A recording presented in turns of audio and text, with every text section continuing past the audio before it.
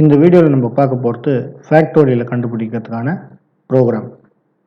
ஃபேக்டோரியலோட formula வந்து பார்த்தோம்னா n factorial equal to 1 into 2 into 3 up to n. இதில் input variable வந்து பார்த்தோம்னா n. இந்த ப்ரோக்ராமில் நம்ம அவுட்புட் வேரியபிள் எதுவும் யூஸ் பண்ண போகிறது கிடையாது. இப்போ இந்த ப்ரோக்ராமில் நமக்கு தேவையான ஹெடர் ஃபைல் பார்த்தோம்னா stdio.h. இதில் இருக்கக்கூடிய scanf ஃபங்க்ஷனை வந்து வேல்யூவை ரீட் பண்ணுறதுக்கும் printf ஃபங்க்ஷனை வேல்யூவை பிரிண்ட் பண்ணுறதுக்கும் யூஸ் பண்ண போகிறோம்.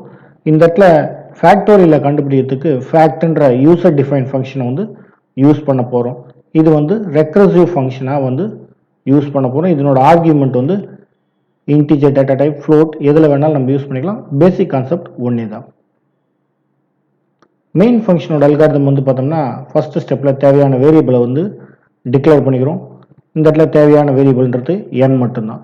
அடுத்தது ரெண்டாவது ஸ்டெப்பில் அதுக்கு வந்து இன்புட் வந்து வாங்கிக்கிறோம். nன்ற இன்டிஜர் வேரியபிளுக்கு வந்து இன்புட் வாங்கிக்கிறோம். மூணாவதுல வந்து ஃபேக்ட்ன்ற ஃபங்க்ஷனுக்கு n வந்து இன்புட் ஆர்குமெண்ட்டாக கொடுத்து அதில் வரக்கூடிய ஆன்சரை வந்து printf ஃபங்க்ஷனில் வந்து டிஸ்பிளே பண்ண போகிறோம். ஃபர்ஸ்ட் ஸ்டெப் தேவையான வேரியபிள் டிக்ளேர் பண்ணிக்கிறோம். இங்கே வந்து nன்ற வேரியபிளை வந்து இன்டிஜர் டேட்டா டைப்பில் டிக்ளேர் பண்ணிக்கிறோம். அடுத்தது nன்ற வேரியபிளுக்கு வந்து இன்புட்டை வந்து ரீட் பண்ணுறோம். இன்டிஜர்ன்றதால %d வந்து யூஸ் பண்ணுறோம். அடுத்தது வந்து ஆன்சரை வந்து பிரிண்ட் பண்ண போகிறோம். இன்புட் கொடுத்த n-ஐயும் அதனோட ஃபேக்டோரியல் இது ரெண்டுத்தையுமே வந்து டிஸ்பிளே பண்ண போகிறோம்.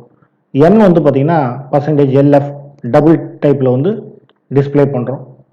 ஃபேக்ட் ஆஃப் nன்ற அந்த ரெக்கர்சிவ் ஃபங்க்ஷனோட ஆன்சரை வந்து %lf யூஸ் பண்ணுறோம். இந்த இடத்துல %lfக்கு நடுப்புற வந்து பார்த்தீங்கன்னா 0.0ன்னு இருக்கும். அப்படின்னா என்ன அர்த்தம்னா ரவுண்டட் வேல்யூவாக வரணும், ஃப்ராக்ஷனல் பார்ட் வரக்கூடாதுன்றது அதனோட மீனிங்.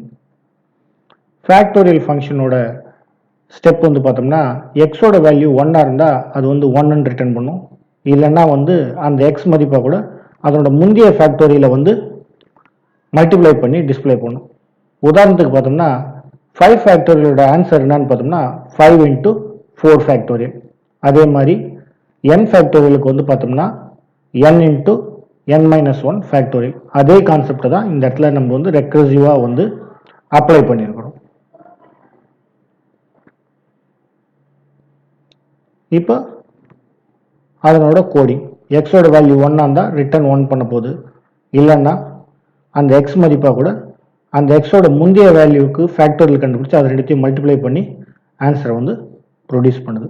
இப்போ இந்த ப்ரோக்ராமுக்கு நம்ம என்ன நேம் கொடுத்து சேவ் பண்ண போகிறோம்னா fact.cன்னு கொடுத்து சேவ் பண்ண போகிறோம். கம்பைல் பண்ண gcc fact.c -o factன்னு கொடுத்து கம்பைல் பண்ண போகிறோம். எக்ஸிக்யூட் பண்ண fact.exe. இப்போ இந்த ப்ரோக்ராமை ஒரு சி ஃபைலாக நம்ம பார்க்க போகிறோம். இப்போ நம்ம ப்ரீஃப் பண்ண ப்ரோக்ராமை ஒரு சி ஃபைலாக வந்து டைப் பண்ணி வச்சுருக்கோம். அதனோட நேம் வந்து fact.cன்னு கொடுத்து சேவ் பண்ணி வச்சுருக்கோம். இப்போ இதை நம்ம வந்து கம்பைல் பண்ணி ரன் பண்ணி பார்க்கலாம். இப்போ கம்பைல் பண்ண போகிறோம். கம்பைல் பண்ணுறதுக்கு gcc ஃபைல் நேம், இந்த இடத்துல ஃபைல் நேம்ன்றது fact. இந்த ரெண்டாவது கொடுக்குற ஃபேக்ட் வந்து அவுட்புட்டுக்கான ஃபைல் நேம்.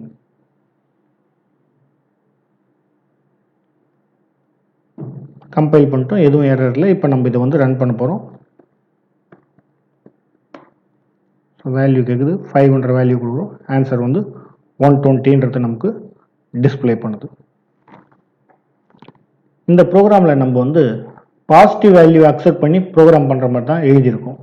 நெகட்டிவ் வேல்யூ கொடுத்தா இந்த கோடிங் வந்து ஒர்க் ஆகாது. அப்போ அது மாதிரி இருக்கணும்னா நீங்கள் இன்புட்டை வந்து பவுண்டரியை வந்து செக் பண்ணிக்கணும். பவுண்டரி எப்படின்னா பாசிட்டிவ் வேல்யூவாக இருந்தால் மட்டும் இந்த ப்ரோக்ராம் ரன் பண்ணுற மாதிரி நீங்கள் ஒரு கண்டிஷனை வந்து ஃபார்ம் பண்ணிக்கணும். தேங்க்யூ.